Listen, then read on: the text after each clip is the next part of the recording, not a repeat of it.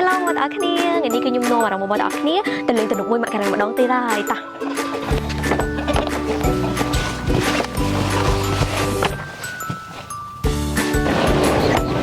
បងប្អូនគ្នាឥឡូវគឺខ្ញុំបានមកដល់ទំនុកមួយមកកាលនិយាយទៅគឺទៅភាពស្អាតខ្លាំងមែនតើតោះទៅមើលមកខ្ញុំទាំងអស់គ្នា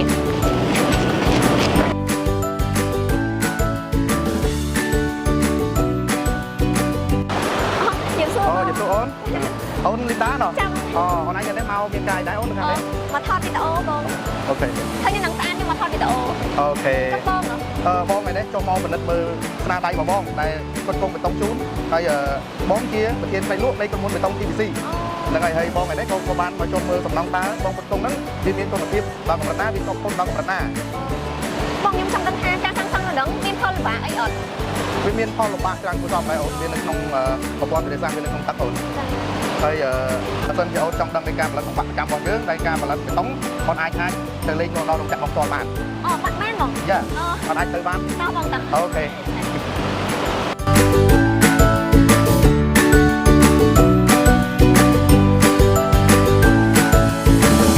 តោះចាំបងនាំមកណៃទៅមើលរោងចក្របងផ្ទាល់ចា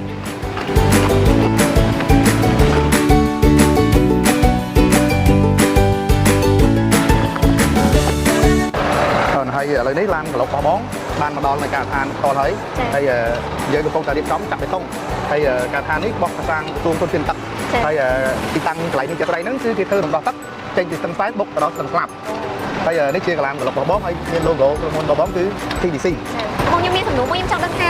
ក្នុងការក្លុកបេតុងហ្នឹងត្រូវការគ្រឿងផ្សំអីគេខ្លះចំពោះសមាសធាតុបេតុងវាមាន4សមាសធាតុវាមានខ្សាច់ថ្មសំងទឹកថ្នាំជាដើមដែលវាផ្សំคล้ายទៅជាល្បាយនៃបេតុងហើយឥឡូវនេះយើងបានមកដល់ក្រុមហ៊ុនរបស់បងហើយតែជាកន្លែងបេតុងវាក្រាញ់ហើយកន្លែងនេះក៏ជា office របស់បងហើយក៏មេបងក៏នៅក្នុងចាក់ដៃដែរហើយបងអាចចូលលេងជាមួយទានយុគក្រុមហ៊ុនបងបានចូលចូលបងហើយគាត់គឺជាប្រធានគ្រប់គ្រងផ្នែកទូទៅរបស់បងអូរីករាយដែលបានមកក្រុមហ៊ុនតាត់បញ្ឆេងខៅវិកូទីណាចាបាទលីណាអាចចូលក្នុងសិនណាចា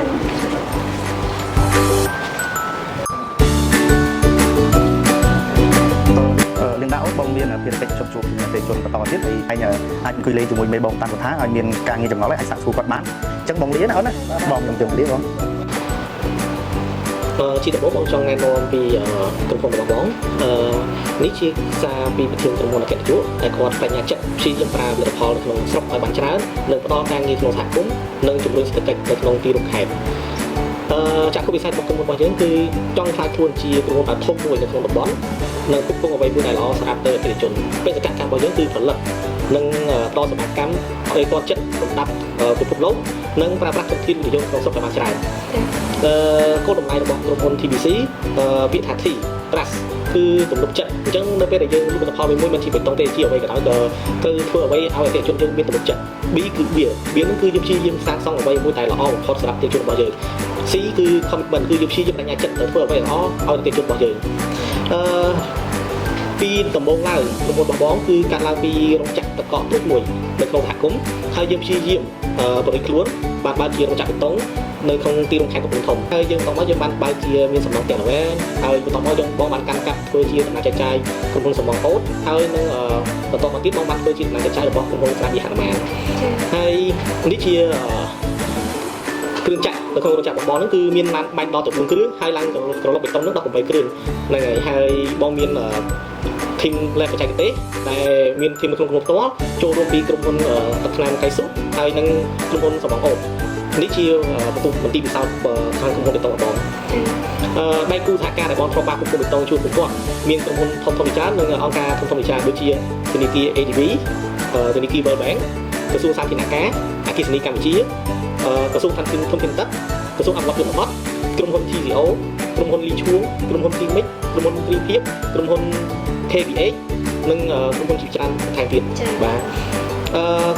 ក្នុងការសាងសង់មន្ទីររំខានកំពង់ធំកម្រងធំសឹងតែ90%ហើយដែលបងបានប្រគល់ឲ្យដូចជាទំនប់ទឹកកំពង់កោស្ពាននៅបញ្ញាឈីប្រព័ន្ធទឹកកខ្វក់រំដោះទឹកកខ្វក់ក្នុងទីរួមខេត្តហើយទីលានចាក់សម្រាមហើយអាគាររបស់សាកលវិទ្យាល័យនៅទីរួមខេត្តកំពង់ធំក៏បងបានប្រគល់ឲ្យដែរមានផ្លូវស្ពានច្រើនរបស់បានប្រគល់នៅតំបន់ខាងប្រាសាទសម្បូរព្រៃគុក ស្ពានបងគ្រប់គុំបានដូចជាស្ពានមានស្ពានកំពង់ស្វាយមានស្ពានបញ្ញាជីស្ពានឆ្លងទៅវត្តកំពង់ស្វាយក៏បងបានគ្រប់គុំឲ្យដែរហើយបងបានគ្រប់គុំអាងទឹកស្អាតនៅក្នុងទីខេត្តកំពង់ធំនៅស្រុកស្ទងជាដើមបន្ទាប់ពីបងបានបង្ហាញពីប្រព័ន្ធបងហើយដើម្បីឲ្យអង្គយកកាន់តែច្បាស់ពីការសម្រាប់នៅកាន់នៃទីបេតុងនិងគ្រឿងសម្បត្តិបេតុងបងសូមណែនាំទៅឲ្យកូនជុំនឹងខាងជំនាញសួស្ដីទាំងដែរសុខសប្បាយអូនអូខេបងសូមណែនាំខ្លួនតិចណាបងវាសនាបងជាអតីតអ្នកមានបទពិសោធន៍នៅខាងបេតុង12ឆ្នាំហើយបងក៏មានបទពិសោធន៍ទៅនឹងសំណង9ឆ្នាំដែរហើយឆ្នាំនេះគឺជាឆ្នាំរបស់យើងនិយាយថាឆ្នាំទី22ហើយដែលបងជំនាញទៅលើវិស័យ construction material ពាក់ព័ន្ធជាមួយនឹងស៊ីម៉ង់តឬក៏បេតុងបាទហើយឆ្នាំនេះបងមានលទ្ធផលហើយក៏បានសហការជាមួយនឹងក្រុមហ៊ុន TBC ដែលយើងសហការមួយគ្នាយូរហើយអញ្ចឹងដូចលោកបងប្រធានគាត់មានប្រសាសន៍ថាចង់ធ្វើម៉េចថានាំឲ្យទីដាដឹងថាតើក្រុមហ៊ុន TBC យើងសម្រាប់សម្រាប់វត្ថុធាតុដើមឬក៏គេហៅថា raw material ដើម្បីផលិតបន្តឲ្យបានល្អជូនបងប្អូននៅក្នុងសហគមន៍ឬក៏ក្រុមហ៊ុនធំរបស់ក្រុមហ៊ុន TBC បាទអញ្ចឹងដំបូងយើងចេញពីគេហៅថាចេញពី raw material ដូចនៅខាងមុខ Linda នឹងស្រាប់យើងមាននៅក្នុងនេះយើងមានបងសុំ show ដល់អូននេះគឺគេហៅថាយើងមានមេស៊ីម៉ង់អូខេនឹងបងក៏ចង់ទីប្រាប់ទូទៅទេយើងមានមេស៊ីម៉ង់យើងមានស៊ីម៉ង់យើងមាន attitude ហើយជាមួយនឹងយើងមានគេហៅថា raw material ដែលយើងមាននៅក្នុងតំបន់នេះស្រាប់មានសាច់មានថ្មអញ្ចឹងទៅហើយក៏មានទឹកថ្នាំដើម្បីលើកគុណភាពបេតុងរបស់ TBC ឲ្យកាន់តែជាប់លាប់ជាជាពិសេសក្រុមហ៊ុន TBC គឺគាត់មាន attitude មួយដែលគេហៅថានៅក្នុងតំបន់សហគមន៍នេះគឺអត់មានទេក្រុមហ៊ុនតបទៅគេមានទេគឺគាត់មាន attitude មួយធានាថាពេលដែលប្រើបេតុងពេលដែលប្រើហ្នឹងហើយគឺធ្វើឲ្យបេតុងជាប់លាប់យូរបែបហើយរឹងមាំទៀតហ្នឹងហើយទន្ទឹមនឹងដែរក៏មានហៅ TBC ទទួលស្គាល់ដោយគេហៅថាយើងទទួលស្គាល់ដោយ labo ពីក្រសួងសាធារណការនឹងជួយយើងមានគេហៅថាខ្សែក្រងខ្សែថ្មខ្សែក្រងខ្សែខ្សែក្រងថ្មគេហៅថា stick ទឹកថ្នាំ stick ទឹកហើយជាមួយនឹងស៊ីម៉ង់ផងដែរដើម្បីmake sureថាផលិតផលរបស់យើងត្រូវទៅតាមបទដ្ឋានស្តង់ដារលាយទៅមកខុសតែពេកអូខេខ្ញុំអាចមានអីសម្រួលអាចសួរបងបានដូចជាអត់ទេអូខេអរគុណច្រើនហើយការនេះបន្តបងគិតថាបងចង់ឲ្យអូនឃើញตัวដែរពីច្បាប់លទ្ធកម្មតិចថាការប្រសិទ្ធច្បាប់លទ្ធកម្មយើងមិនដើម្បីធានាថាបេតុងយើងបានល្អលាយទៅអត់ខ្វះគីបអត់លឹកគីបការថា error អីប្រទេសដែរអញ្ចឹងណាហើយជាមួយនឹងរកជាពិសេសរកmaterial ចង់ទៅទៀតចង់ជិះអូនទៅធូរជាមួយអ្នកគ្រប់គ្រងទូទៅបងថាទីណាអូខេអរគុណច្រើនអូនទៅការងារបងហើយចប់ត្រឹមហ្នឹងអរគុណបាទចំពោះខ្សាច់គឺបងជ្រើសរើសយកខ្សាច់កំពង់ចាមព្រោះខ្សាច់កំពង់ចាមគឺជាខ្សាច់មួយដែលល្អដែលពេលដែលយើងយកចូលក្នុងទីពិសោធន៍ក្រសួងសាធារណការគឺយើងបានចាត់ទៅគឺខ្សាច់នេះគឺជាប់តាមស្តង់ដារមន្ទីរពិសោធន៍របស់ក្រសួងសាធារណការបាទហើយចំណែកថ្មនេះគឺយើងបានយកពីខាងកវាបាសនាគឺនឹងស្ថិតក្នុងខេត្តកំពង់ធំយើងបាទថ្មហើយជាមួយនឹងខ្សាច់ដែលយើងជ្រើសរើសមកនេះគឺស្របតាមស្តង់ដារមន្ទីរពិសោធន៍ខាងក្រសួងសាធារណការអញ្ចឹងបងអាចនិយាយបានថារាល់មេធាវីទាំងអស់ដែលផលិតនៅក្នុងរោងចក្របេតុង TBC គឺស្របតាមស្តង់ដារបច្ចេកទេសធ្វើឲ្យបេតុងមានគុណភាពទាំងអស់បាទ